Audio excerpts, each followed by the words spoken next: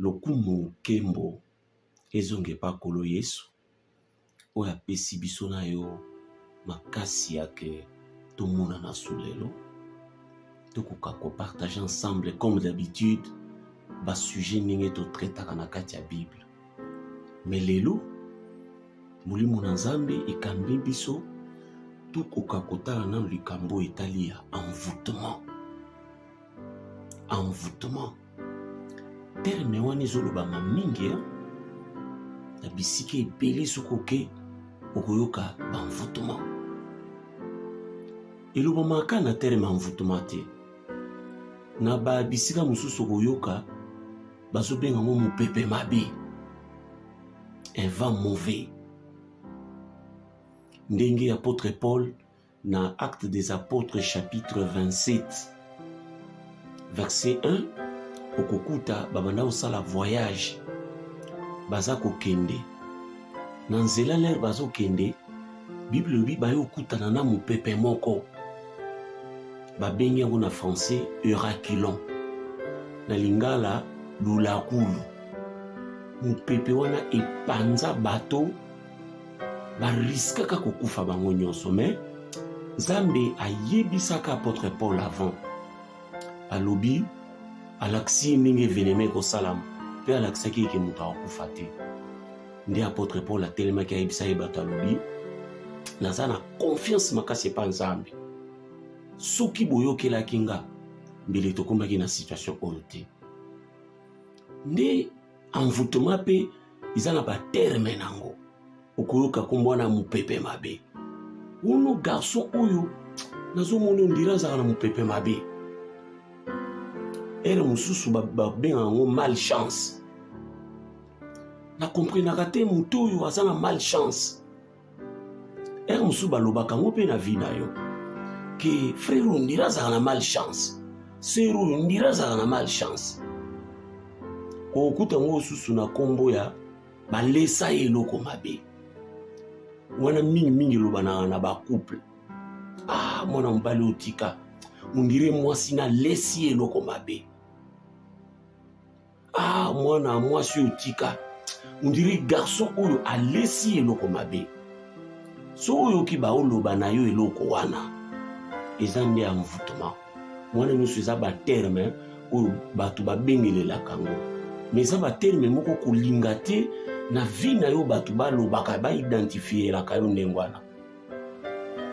Okoyoka susu bakunda eloko moko wana mingi na bamapango toza bafuteli okoyoka ke bana lupango wana bakunda eloko. Soko oyoki bazoloba biloko wana c'est-à-dire na lupango wana envoûtement eza kuna. Mais na mukanda ya 1 Jean wana nde base esika tozotelemela chapitre 3 verset 8. 1 Jean chapitre 3 verset 8. Bible ezoyebisa biso elobi boye bandeko ke Yesu nazwi verset wana kozwela ngo na mobimba te soko otangi yango na ebandelo komona place moko point za sikoyo parti wana elandi tobenga yango partie B na lecture biblique. Soko ozwi yango siko na partie B okokuta balobi Yesu ayaki awa na se mpona kosambwisa misala ya Satana. Omoni ayaki awa mpona kosambwisa misala ya Satana. Sikoyo biso mpe apesi biso pouvoir wana meme yo ya kosambwisa misala ya Satana. Donc esika chrétien véritable oza wana lokola mutungisi mpona Satan. Mais lelo ezopesa mawa okokuta bato bazokima mapango bato ngolo mundimi azokima Satan ekoki kosalama te. Esengeli kawana nde ekima biso likolo ya kosambela na biso oyo balobi na terme théologique babi syncrétisme. Kosambela moko isangana na ba masumu na banini eza kosambela moko ezaka na puissance te. Okomona soki bakande ngwana se retrouver na lupango ndenge wana yondo okimi bitumba wana nzoki esengelaki bato wana soki bakobongola mitema ndenge nini. Soki biso lelo tokomokimaka bango changer kosambela na yo. Changer ndeko. Kosambela wana yango te. Il est temps de revoir kosambela na biso. Tozonga na thème na biso tozaki nango ya envoûtement. Ya liboso esengeli koyeba que Satan azaka na plan na misato. Jean chapitre 10 verset 10. Muto aye ko révéler biso plan wana eza Jésus-Christ. Ayebisi biso alobi le voleur wana bazolo bana Jean 10 wana. Eza muyibi te oyo akotaka na bandako te. Eza Satan bazolo belande ye. Le voleur muyibi azoya premièrement pour voler. Deuxièmement pour égorger. Et troisièmement pour détruire. Omoni plan wana Satan ayaka nango. Plan wana ezaka Satan ti. Meme bandoki. Meme batu mabe nyonso ba utilisaka plan wana misato wana. Eza penda stratégie moko Seigneur a révélé biso bana naye. Il vient pour voler ou dérober, égorger et puis détruire. C'est-à-dire vraie mission naye ezali nde ko détruire. Mais soka yembala moka bando détruire yo okotimbela ye. Allez, action naye ko simbate. Ndoki soki aye ayaka objectif nezanda détruire yo. Mais akobandona nous na koyiba, dérober. Elo ni na oyiba katino. Akoyiba ba qualité ou to bengi ba talent. Omone ngovandiwa Nzambe atiaka tia biso nyonso ba capacité moko surnaturelle ou to bota manango et puis to gagnaka vie na biso à partir de ba talent wana. Mususu kitoko tozana ba talent visible tozapela ba talent musu imona na kateza ya kati lokola mayele. Eza talent eza batu mususu basa uzomona cerveau na ye on dirait balamba yango soki ndenge ni capable à capter ba makambo ebele. Eza pe na batu mususu oteli même kitoko na ye oyo o kamwe na yo moko ndeko. Otali démarche, otali corpulence na ye ezo pese ba ouverture makasi na vie. Na kotangelo eza na batu bazo gagner to gagnaka vie likula ba talent wana evandikati na biso. Mususu ka kokanga suki ya maboko. Okende oyekola ngo wapi? Eza ba capacité nzamba pesi. Satan mena yaka omona oyiba. Sikwa koyiba ndenge ni. Akoyiba te ki yozaki kitoko bapo komi mabete.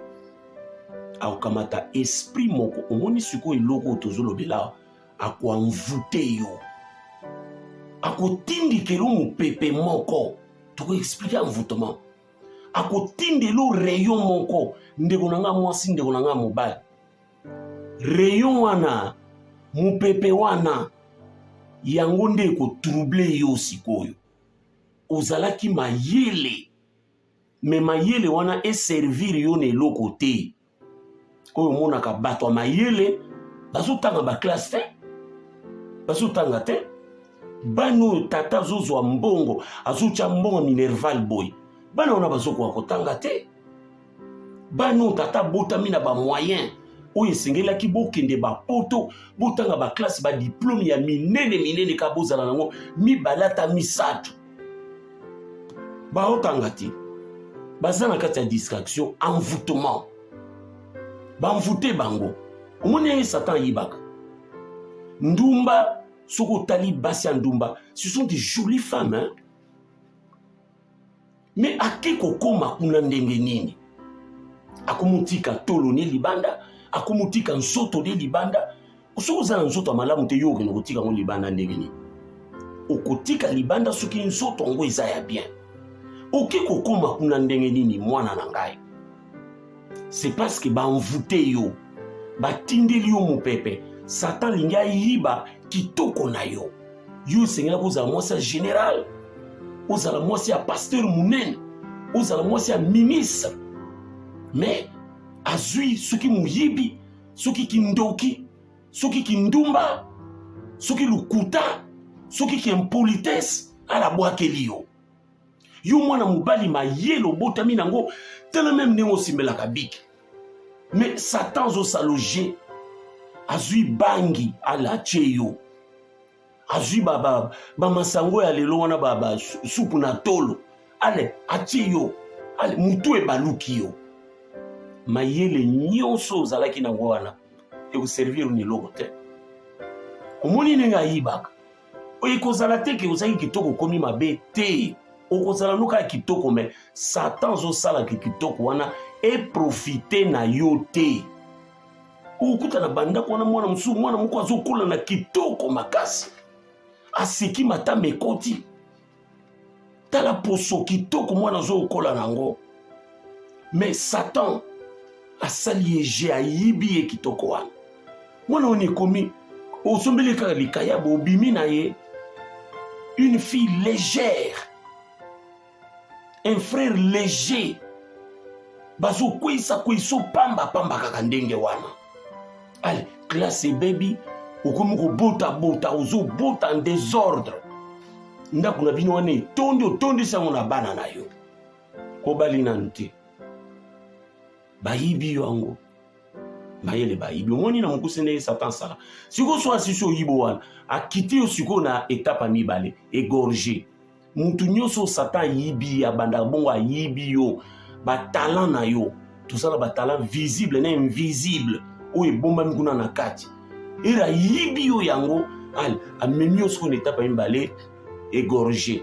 Égorgé lingiolo bani. Oye bi kati moko bakanga batu na kingo, bakangi yo, liboko baloli bo ba serré yo kingo. Tobenga ngo nyembes. Abeti yo nyembes wana. Donc moi yo bouger le soisate. Oso boti bano komi na bonso ki combien obali penante. Bo yebisanga okubouger sundengeni. Opportunité à voyage ko ya. Okokenda ngo ndengeni. Même classe bakoko zo abolbi bon volonté zongi na tanga soko keno kotanga ndengeni. Nana kotika lelo na bana wana. Omoni wana siko koti une étape ya égorgé. Akuyibo yo mwana mbalo otange ba classe oke ide monka yeli obana komema bibendele msusu vimbi bato ba maka bibendele ba msusu bazo sala ngona cadre ba sport na zolo bela binote mais na zolo bela yo oyo zombe ba bibende pour eloko te talaka fi moko ayiko zo musala place à bien mais nzoka Satan si égorja kiye lera banda utamona na kindumba abimana mbali moko nzoka mbali wanza na sida ya ebakite azana una période d'incubation o maladie koti mais bimina nuti akiko zo musala na basue ba koti ba engagé ye fungola ngwana na maboko mutu kangwana biro ngwana bana musala na test pas zui ba point bien mais sugele ndengeni ba ebisaka na ko sala examen akende boye oh enveloppe zo ya souple fermé bazo pesa na médecin ya place à kezo musala bakuti azana sida bazo bengi bavanse ba bio ma sœur nous sommes désolés aux atteint il faut kendo que no banda ba traitement on doit koya kaka wana sur place masube bimi ba memi na angalie omoni makambo ango ba igorjaka e déjà na diable aso ebate ba tumusu ba sauna ba vandi déjà. Est-ce que omituna Satan si égorja yote? Asa yote nzelo kendeki ememi kotisi lo moko kati na yo oyo makambo baby. Ozo kendo zo mitia ba tatouage nzoto mobimba. Tongo moko mayele kozongelo na banzelo banda okota oyo banda osenga ke oza na ba tatouage.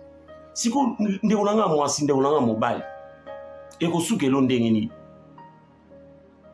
Est-ce que soki mwana na yo aye na mwasi lokola yo mwana no pe ya mbali aye na mwana mbali mwana ya mobali ya mwasi aye na mbali lokola yo na bizali na yo eso okondima babala ye moni makambwana siko ndenge pe yo pe bazoboyaka yo na babisika mususu bato bazokende likolo eloko moko ezoleka kati na yo. C'est pourquoi témoin est important oyi ba makambo etali ba mvutumo obika na ngondeko nzamba sungo bika na biloko ya banvotement obima katikati nango landa leson malamu ekangola yo na bomoino et étape asuka ko détruire, c'est-à-dire Satan posani ezaka moko a détruire yo, mais pour akoma wana na destruction il faut nanu liboso abanda yo na koyiba ba talent après aigorger donc atiki yo neloko moko oyo atokolinga kobima mais eloko ane ko coincer yo likambo bien ko ya mais eloko ane omone ko coincer yo eloko ane ozula kango wapi déjà tant Satan yibaka yo. C'est pourquoi frère sœur oh tira attention makasi na ndenge ozotambola oyebi ba mabe tosalaka mokili oyo eza lokola bilanga biso nyonso toza lokola bacultivateur baloni bilanga mutu na mutu na liboki ya bagraine na maboko bagraine wana eza nini bamisala tozosala baacte tozopose keba tongo moko mbula ekobeta bagraine wana ekobima lere sikoyo ekobima danger eza okuta graine na o mosusu eboti yeti mulayi ebarele yo sikoyo nzela oyo ozomona na Bible baka ya Rahab kisaka na mwasi moko na Bible banda na Ancien Testament bazaka so batangi komone Rahab batina la prostituée ndumba meme bayekoli lere bazotanga ye na Actes des Apôtres kaka Rahab ndumba atikaka na yeki ndumba ngo me nzete kolaki tellement makasi ya kindumba ekomi mulayi koleka elisumu ekolaka ya ndeko ekokomelo mulayi eleki yo ale bakomi koidentifie yo na libunga na yo wana sœur ni nango wana o Sophie oyo o basentaka o songolo oyo ya ndoki o pakala oyo ya muyibi o mwana oyo ya escroc c'est fini lisumu ekoli eboti nzete koleka yo. Donc objectif à Satan en réalité ça n'est pas ça qu'on détruit. Qu'on détruit veut dire qu'on efface yo. Bato balobela même yo lisute. O kufa o disparaître. Même sango na yo bato batika la obeta ngote. Satan ça na posa ko effacer même l'histoire de la personne. Ezalata na mutu moko te et lembo moko etika la te que tel a existaki. Mais nase okokuta na verset on a Yesu alobi. Ye ayaki po ete bampate bazala na bomoi. Alléluia. Yesu ayaki pour que yo nanga tozala na bomoi. Tozala batu ou tokotika histoire sur le sable de notre temps. Tozala batu tokotika sango na bisika bovandi soki mama basongolo. Bani ba pesa bango toli epa na bango ba cité kombo na yo. Abiski bomona mwana wanati. Bomona ka papa wanati. Bomona ka mama wanati, bomona ka frère wanati. Tata moko azuri gital biske na koza la pété na mwana moko na bino ko landa bizalelité. Ba invité même yo ba bi frère. Yaka ko zo ka bande ko no kenanga na bango côté yo kendaka. Yo nanga balobelaka nini pona biso na ba quartier biskato vandi. Ezali kamtoni tuna. Siko esuki wana rater Satan azalaka su na technique a mibale. Soki alinga détruire mwana nzambe tope mutu nyonso ayaka su kaka na biteni su misato. Ya liboso envoûtement. Ya mibale akomemona étape à possession. Ya misato akomemona étape ya obsession. Nazolo bango na français parce que na ulimbo lango na lingala. Abandaka liboso na envoûtement. Akene étape à mibale ya possession. Et puis okota yo na étape à misato ya suka ya obsession. Nzoka objectif na ye ezande a obséder yo. Amemo na obsession. Parce que na obsession wana beti maboko azui yo. Ezaka Satan te bandoki. Batu nyonso basala biso mabe, ba catégorie nyonso yo yebi ya batu mabe, banganga kisi, batu nyonso les féticheurs, tous ces mondes là, ils utilisent ces plans ici. So bazana besoin ya kozwa mutu. Ils commencent d'abord par l'envoûter. Alors lelo na vidéo oyo nanga tolobela nanu sur l'envoûtement. Je pense ndeko aussi yoka déjà bazolo balikolo ya likambwana ya envoûtement. Envoûtement ezani L'envoûtement, c'est une action généralement réalisée par des sorciers, des féticheurs, par un esprit mauvais qu'on appelle le démon, ou par Satan lui-même. Et puis, nakati action wana, qu'est-ce que le diable va faire? A provoquer et pas ya muto baza ko envoûter. A provoquer nini? Un certain nombre ya ba événements tout à fait particuliers. Okoba numuna makambu moko boezo le kakati na yo que tu n'arrives pas à comprendre. Soki ako salo bongo te, ako imposer yo comportement moko. Oyo ozo yebake, oyo ezanga lisusu te. Je vais vous expliquer ça. Liboso ko bandananu na ko provoquer un certain nombre d'événements tout autour de toi. Je vais vous expliquer ces choses-là. Okobano comprendre mais finalement le koni nezo le kakati nangai. Yo moko solo babande ko nazo comprendre te et le koni nezo le envoûtement isaka bongo. Soit et comme melo comportement moko ezalaka na yote. Mais yeli yo na ndenge liboma uso comprendre te mais eloko ewuti wapi. Ezalaka kati na ngate bizaleli oyo. Nazalaka komona ngo te, nazalaka pe koyoka yango te, mais ewuti wapi. Sikoyo, po ba envoûter mutu, batindele bevénement wana, tokokoma. Batindele comportement wana. Basalelaka biloko misato. Premièrement, cadena. Bandeko, eza na cadena moko babengaka ngo cadena maléfique. Eza cadena penda basala uniquement eza magique. Nazani un exemplaire na ngote mbe natali sibino. Cadena wana musala na ngoni kokanga batu. Soki bakosalela cadena penza approprié wana te babengaka cadena maléfique. Bakozwaka cadena oyo normal otokangela nango bandako ba boutique. Basombi yango bazui yango ba travailler yango na kombo ya yo. Bazusko cadena wana erika ba okanga oka ndenge tokangaka kumba ndenge tolobaka pak. C'est fini frère, awa yo za bloqué complètement papa nangai. Eloko mongo ko marcher te na vie na yo. Oko remarquer sikoyo be événement particulier wana na yebisaki yo. Soki be événement te comportement moko bizarre o ezalaki na yo te e bandi o ekoteli yo et comme ko caractériser yo. Donc babandaka na liboso na cadena. C'est pourquoi il faut uzala muto ko sambela makasi. Parce que so uza muto sambelaka, umoni cadena oyo yaya ekukanga te. Ou bien soki ekangi muto na ko situka amikangi nde ye moko. O eza résultat ya muto ya mipesa na ko sambela papa. Ngana soka mona ba siècle toza lelo o ba cadena maléfique ekomi yo bimaka na ndako même ata prière ya mukusa ta ya notre père oyo osala kango te papa. O epoko iza ya kubima kaka bongo. Eh frère nangai, au priakate, tu sors comme ça de la maison. Ah non, tout ça sous un siècle wanate. Soit kata ata ya moke. Au fukami, au kabi journée non na maboko ankolo. Parce que cadena maléfique ezali. Musala nango, ko bloquer back. Soki bako salela cadena te. Basaka na singa. Singa kaka o ba singa ba sapatu wana. Ndeko. Tika. C'est pourquoi soki omoni osaka na sapatu omoni ka singa wana singa kaka ya sapatu.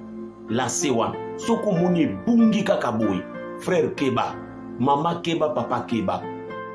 Tokomi na bileko moko oyo faut ko tambola na bokebi makasi, ko tambola na discipline makasi, biso bana na nsambe. Et combien les komoko to fungola miso parce que Satan le diable, il rôde tout autour de nous 1 Pierre 5 ndenge lobi comme un lion rugissant. Azoluka akolia nani. Bazoluka ba sacrifice ba kopesa pour amata. Pour akoma mukonzi, pour azwa ba pouvoir, ba sacrifice wana bazoluka onka na ba mabota bisika to vandi. Tokomi na tango a prudence. Oh Yesu ayebisaka na ba ekoli na ye. Abi soyez prudent comme le serpent. Alléluia. Tala nyoka. ayebi ke azaka na maboko te soki alingi aleka place bato baza akoleka musika place oyo avandi akosala cercle moko tout autour na ye okotisi likolo meme obanda oya mpona opesa mbote il faut aswa yo c'est parce que okoti na zone moko bo mpona nini mpe te okoki kotrace zone moko tout autour ya vi na yo oyo eloko nyonso ekokota yo okosatake nango. Mwana na Nzambe zonga na maboko ya Yesu Kristo. Et surtout ndeko soki nano opesaki Yesu motema te tala lere ya kobongola motema ngo kokaba vi na yo pa Jésus parce que basinga oyo baosala kaka lizita baprononce kombo ya moto bakangi omoni kaka ne bakandi lizita wana babendi tshwa frère awa yo oza bloqué complètement.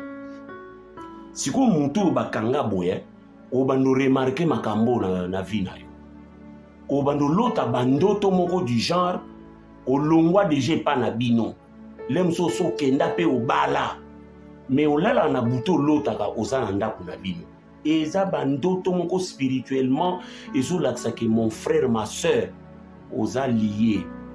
Comment yo so kenda deja me olotaka oza classe moko osilisa 3e primaire ososala ti bauniversité esila okoma lem so tina kosala me olotaka oza na 3e primaire na ekole wana oyo bandaka otanga wana yo wana na uniforme ya kala oyo ya kaki wana ya ekuba wana na sachet ya bakaye na bepoke wana na pantoufle ya kala wana na mesi na bino ya 3e azali kaka soki ozolota bandoto ya ndenge wana ndeko yo ozolandanga eza bandoto ezolakisa ke oza liye soit bandoto deja oza na kati ya zamba ou ozalaka place moko osalaka babilanga mosusu ozaka onaka kosukola bilamba na sa ndoto nayebi si yo soki ozomona bandoto aboye ndeko na nga oza liye moto oyo aza bloke obanda omona bareve ndenge wana ou bien oza na kati ya libulu moko boye to na kati ya ile moko boye olukaka obima me na kati ya ngunda wana zamba monene tala to banzela mike yo wana na kati mosusu okomona oza likolo ya nzete bakanga oza ovanda le mosusu na kati ya cage on dirait pigeon moko to nini perroquet bakanga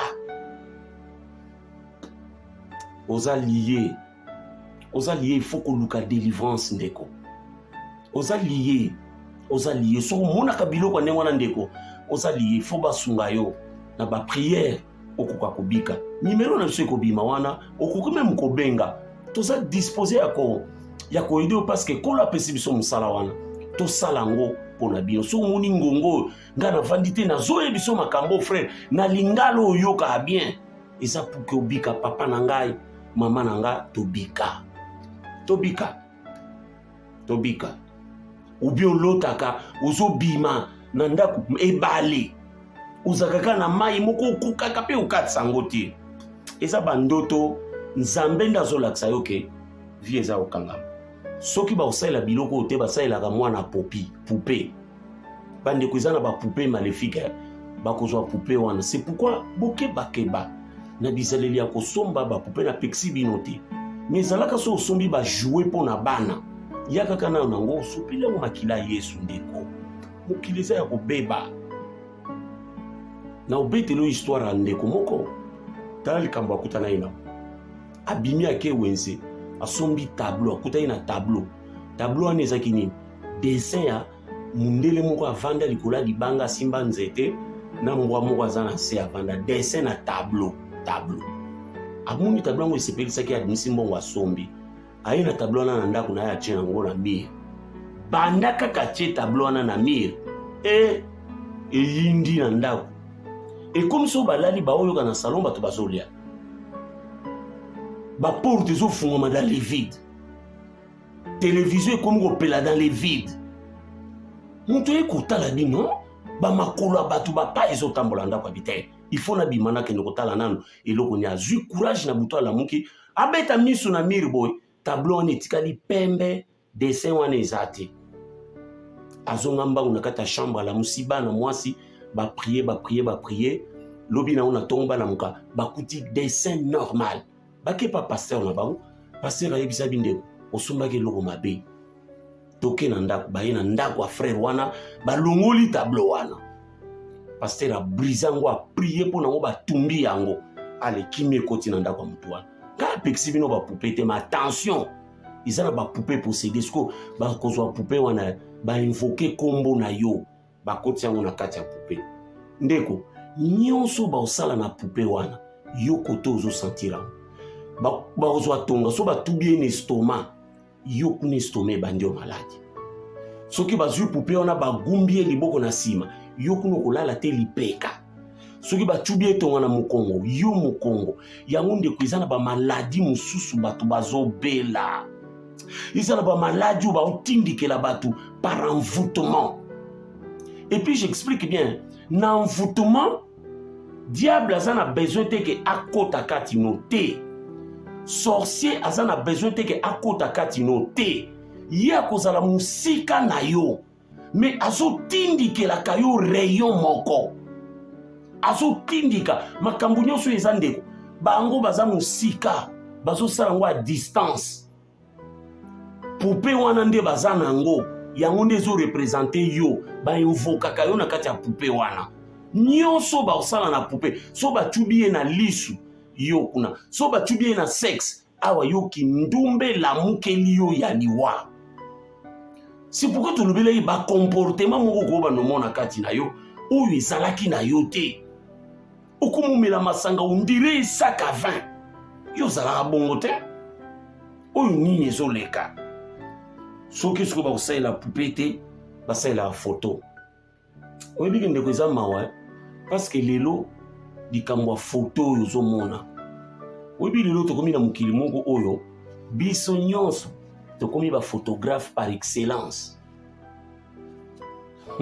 baphotographe ya somo bandeko biso nyonso bisika tofandi tokoma na biso baphotographe oyo kuna kokanga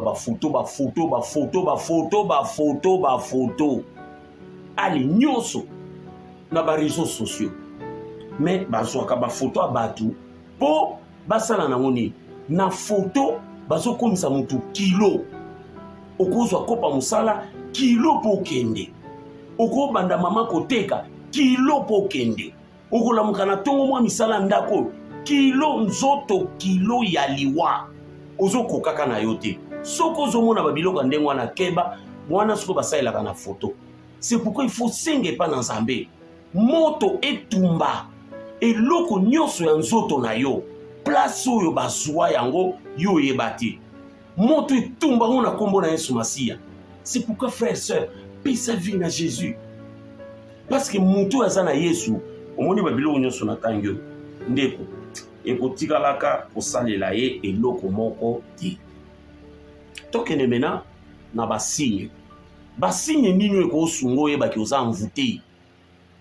Toza na basigne d'abord physique basigne ya libanda oyo ekosunga yo ndeko oyebaki envoûtement ezosala na lobi na envoûtement démon akota te marabout aza na besoin ya koya place yo oza te à distance moto akozala mosusu na Europe yo awa mosusu ye awa na biso na Congo yo kuna na poto baza kotindika eloko wana envoûtement ekendaka ti ekomaka ekatisaka bamai ekatisaka bibale.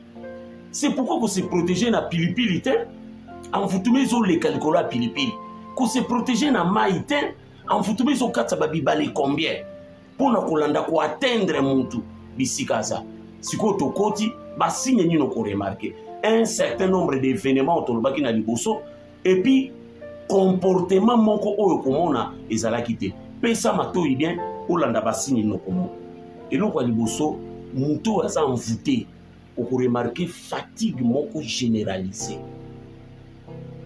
ya yo kolala oyo banolamuka na ntongo ndire babeti yo kolela ezaka mosala te kolela eza dodo tobengaka dodo okamati maboko okoti na kati ya makolo ndeko nyoloki mwa ventilateur ezokopepa soki mwa miziki eza otie olali nayebisi yo ngulumi oronfle mais soki oza envoûté yo pongi obanda ozala ondiri mutu bafrape ye fatigue oyo obanda olamuka nango na ntongo ndeko eza problème na yo moko banda komituna me oyo nazomona nini on dirait mbeto lalaki on dirait eza soki ndenge nini fatigue yango mpo banda koexplike yango te signe ya liboso yango wana na basigne physique signe ya mibale ndeko okobanda remarke béchec consécutif na différents plans de la vie toboyi te okosa mwa likambo moko boye esimbi te ya mibale pafi esimbi tovivaka ngo biso nyonso ata tosambelaka me moto oyo aza envoûté yo okorepete 10 fois mpe okozwa eloko te échec ekosala mosala mpenza meme place oyo bato bazoréussir pamba kaka boye ndeko yo obanda kaka koéchouer sur tous les plans ya vie omeka kota libala omeka kota mosala omeka okosentir mpenza baporte nyonso mpo na yo eza fermé mama papa elenge yo moto ozolanda nga so ozomona biloko oyo eza basigne ya envoûtement. En plus de ça okoremarke baobstacle na bablocage ebele eza koempêche yo oévolue te mwa eloko moki kosala neti linge efungwama rapidement blocage kumba ifo ya bord eloko wana ebebi mwa eloko elingaki esala lokola obeti na maboko lobi nzambe tour oyo nazwi na occasion ya nabala ndeko okokende omoni bazozo mosusu balobi zonga tokobenga yo ofandi oyo bandi komituna me oyo nini oyo ezolekana envoûtement moto baza koenvoûte akovivre babiloko ya ndenge wana blocage makasi na chemin na yo okobanda kovivre yango okobanda kovivre donc évolution nyonso spirituelle professionnelle amoureuse évolution nyonso administrative même bétude na yo même baprojet ekosimbaka te soki elingi esani ete simba rapidement ndeko il faut eloko moko eya etie yo ya mbrouye makambo nyonso ebebi okozala makambo ezobebele na veille nango likambo mpena boke nango bru ekomi moma ya lebiso bafuta mbongo yaya yo na poka wana okweni na mbeba batie yo libanda baninga batikali balibere bango bambongo bake bazotonga bandako vous serez comme ça vie ya moto aza envoûté tala biloko abandomona na vie na ye en plus de ça okobanda remarke bamaladie soudaine bamaladie moko boye ndeko soki okende yango epa munganga aomona yango te munganga azoyebi biso baosala baexamen baéchographie ozoyoka bapasi na batolo bazokenda baéchographie na bazosala oyo eloko moko eza te babeta baradio eloko moko eza te bamemo na bascanner eloko te soki ozoremarke na vino maladi eza munganga azomona yango te me yo wana ozokonda yo wana ozosila papa mama keba eza envoûtement maladi envoûtement munganga amona yango te aza na miso amona yango te c'est pourquoi bandeko bamédecin bolimbisanga ndoki moko alobaki le médecin sait mais il ne connaît pas parce que baza soko olingi okende na hôpital balongoli yo maladi wana yo oke osala baexamen ofuti bambongo ti esili lelo osisi kaka kosala baexamen ero bazwi maladi bazongisi yango omoni je basalaka tosambela mpo na papa moko azalaki na pota esilaka te biso toke kosambela mpo na ye pendant ke tozosambela pota wana esali 13 ans esilaka te bandeko tatu azalaki mokonzi moko ya basoda tokotanga te pota wana ezosila te empêché eti mosala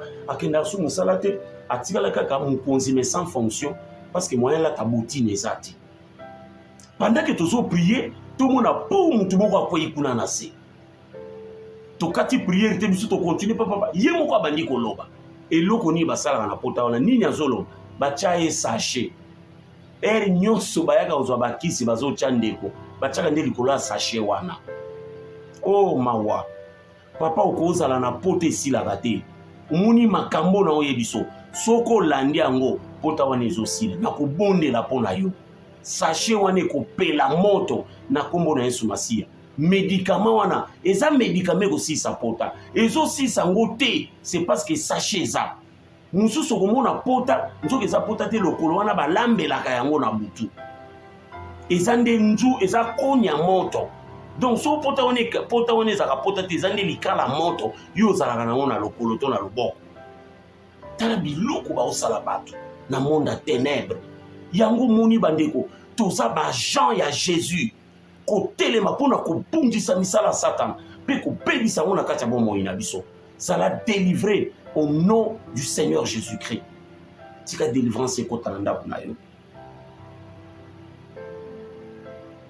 natalisi bino basigne oyo ekoki komonana ezaka wana te basigne wana te eza susu na basigne mosusu ezali bandeko oyo ekokende kosunga biso pour que to comprendre malamu na bato wana natangeli bino basigne physique mais ezali mpe na oyo bazobenga les entités baentité eza nini eza baesprit envoûtement mosusu et se caractérisaka par la manifestation des entités spirituelles baentité wana eza esprit oyo bakoya baokota kati no te mais bakozalaka pembeni na yo place nyonso ozotambola baesprit wana to esprit wana elandaka ka yo sikoyo lokola mutu nyonso azalaka elilingi ya Nzambe meme ozosambela te lisu moko ya Nzambe oyebi so otali motema mutu na livre moko mutu moko asala motema mutu meme mutu aza kati ya mabe lisu ya Nzambe ezalaka na kati na biso. Nous sommes créés à l'image de Dieu même quand nous sommes perdus image wana ya Nzambe esilaka nyonso te kati na biso etikalaka okobanda kosentir nini okomona ozotambola ozosentir on dirait présence moko ya mutu soit toza na kati ya ndako no okosentir présence moko ya mutu mpe ozoloba ngo ke non na oyoka on dirait mutu moko aza soit tu as l'impression de quelqu'un qui te regarde les mosusu oza na douche ozosukola oza ekolala mais tu sens comme s'il y a quelqu'un qui t'observe qui te regarde.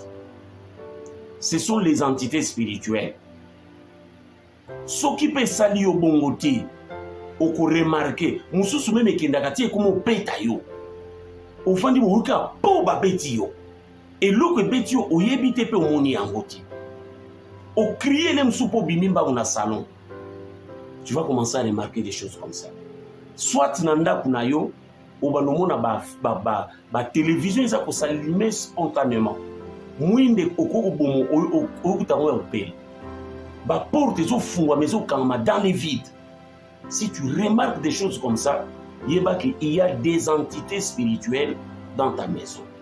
Et ça peut former un envoûtement pour nakoya kotia mutungisi olala te okimanda parce que solution biloko okopakatati ndap okimindap. C'est pourquoi si tu avais fui la maison, numéro na seko bimawan, appelle-nous, nous allons vous aider spirituellement pour chasser ces esprits au nom de Jésus afin que vous allez délivrer ou regagner ndako na yo.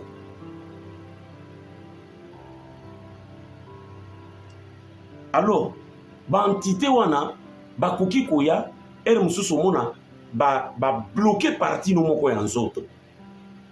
Soko tangi na Bible okuta histoire moko Jésus akutaka na temple moko akuti mwasi moko azaki wana mukongo egumbama bato bayebaka ke mamoyo azaka nde mukongo akugumbama. Mais quand Jésus est entré dans cette église-là, Yesu amoni nde molimo mabe mobimba demo amata vandela mutu na mukongo nde akuruba ye mukongo wana. Les amis, il y a certaines malformations tozomona nango bato. C'est diabolique. Et quand on a chassé ces démons-là, moi si on a se redressé mbarabo. Vous voyez les entités spirituelles musala basala. C'est pourquoi na sengi na yondeko opesa motema na Christ.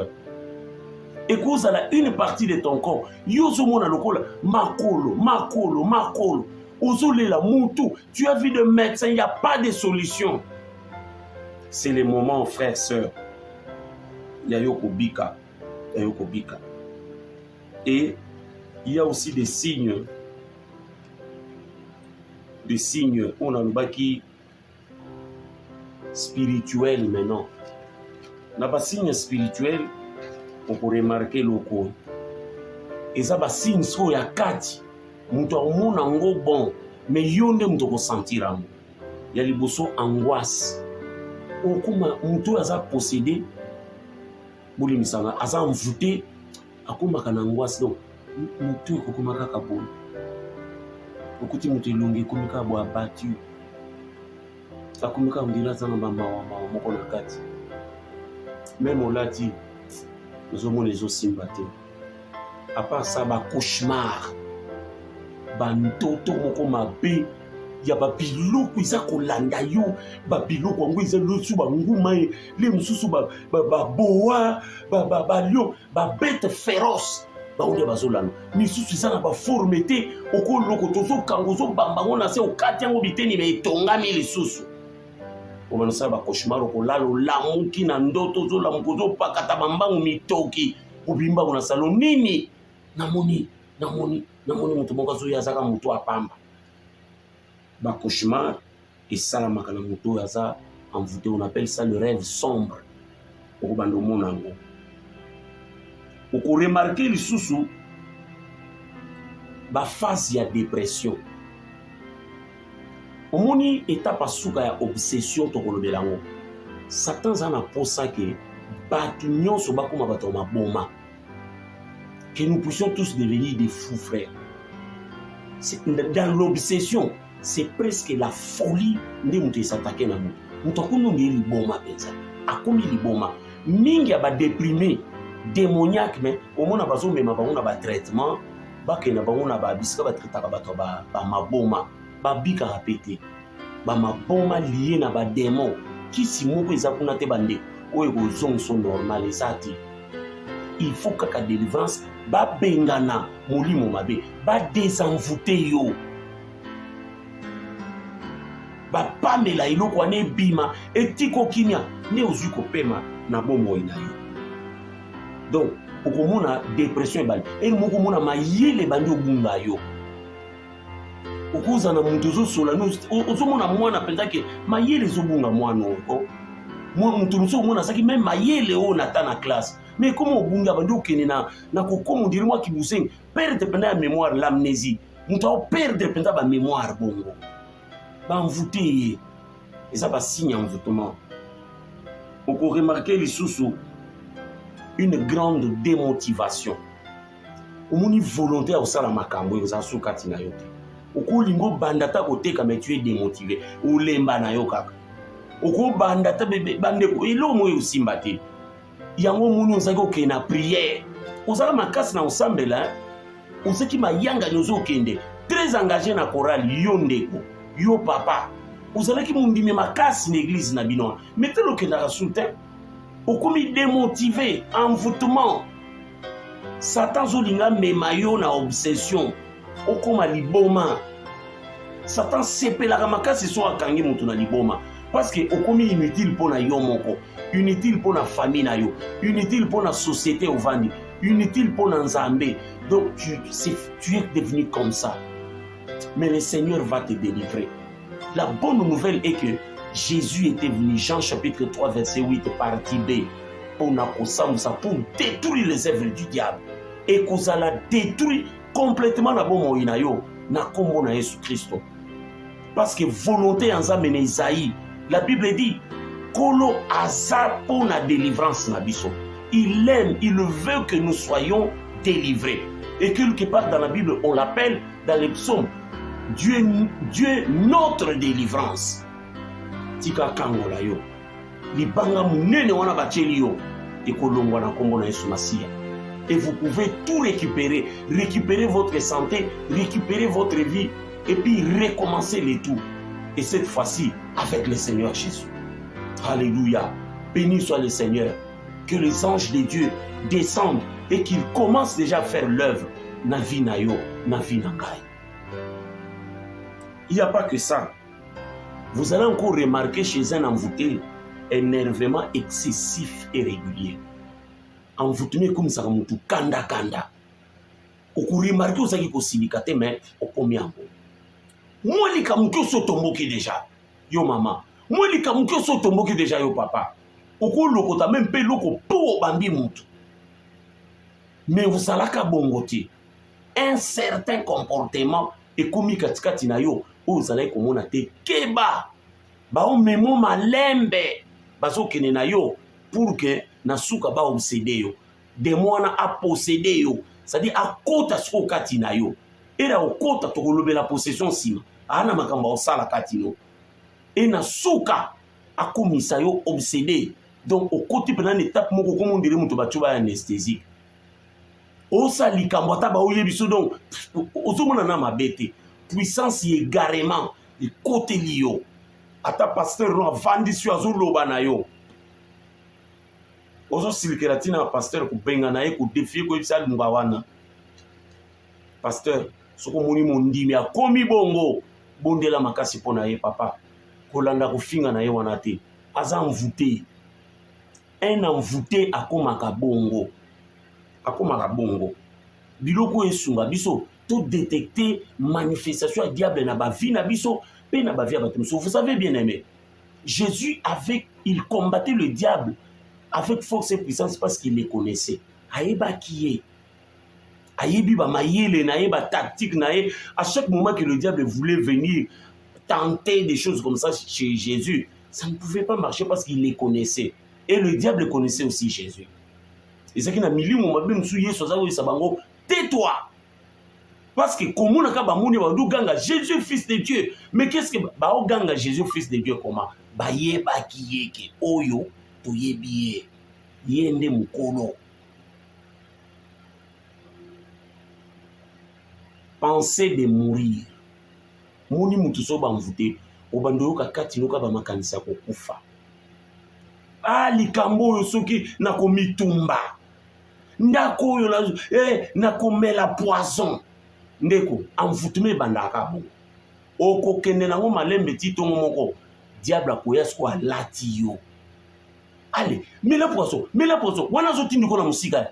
Kamata kinini 50 comprimés. Mets la. Wana yo wana. Pro. Parce que maman a ebisaki yo zonga 18h.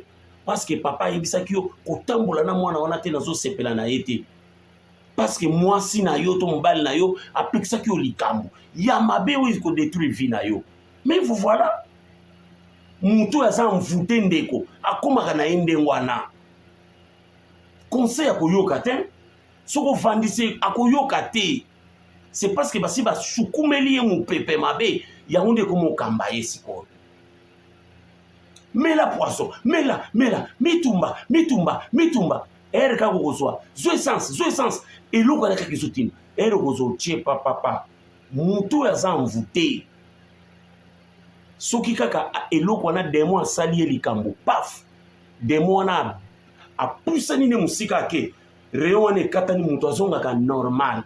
Conscience ezongi, raison ezongi. Oko ka mutu abandole la bande ko nazo ebate. Pourquoi na toboli ndeko na ngambeli?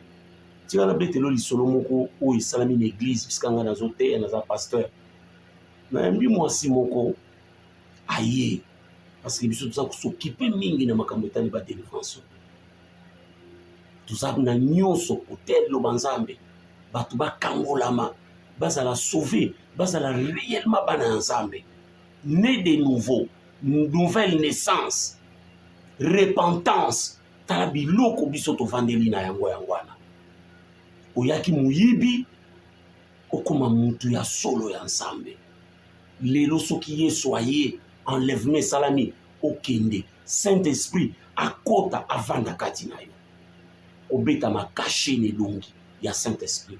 Alléluia.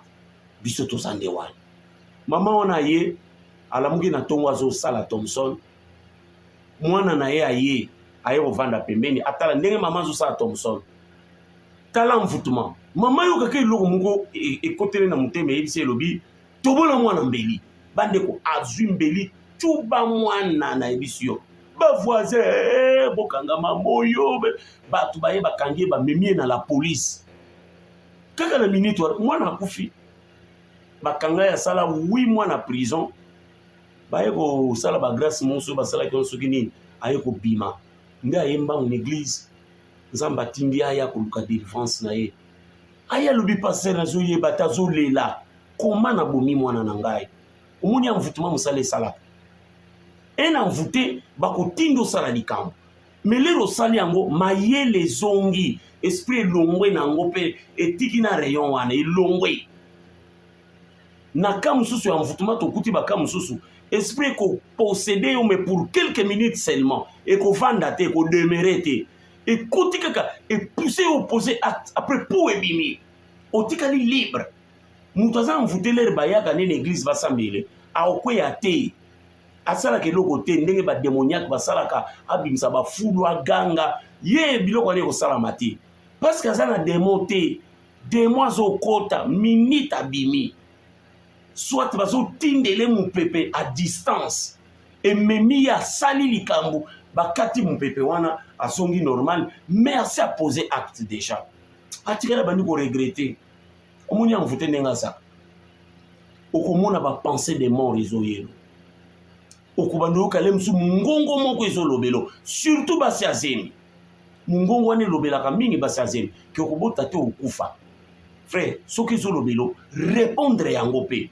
loba na kokufa te na kombo na yesu soki ezoyebi soki okosala accident loba na kosala te na kombo na yesu soki ozoyoka bamingongo ya ndenge wana yebaki eza envoûtement baotindela yo liwa bazotindela yo accident bazotindela yo likambo ozoyoka ezoyaka wana bazoluka ofungola porte mpo likambo wana ekota une voix qui te parle négativement eza signe ya envoûtement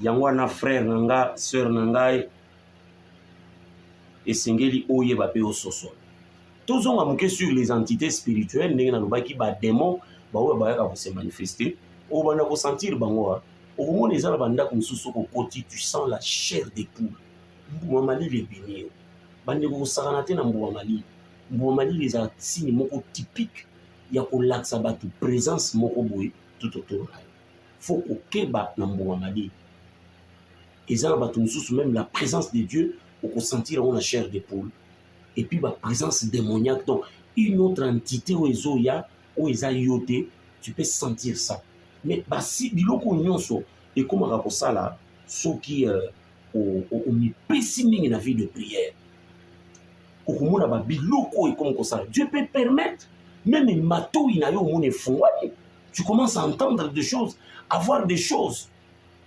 zamba aza na puissance ya komemo oki kokota ntina réunion bandoki odécouvrir eloko nini bazosala mpe ozongi okamati badisposition nécessaire Dieu peut le faire na puissance na ye mpe na force na ye bien aimé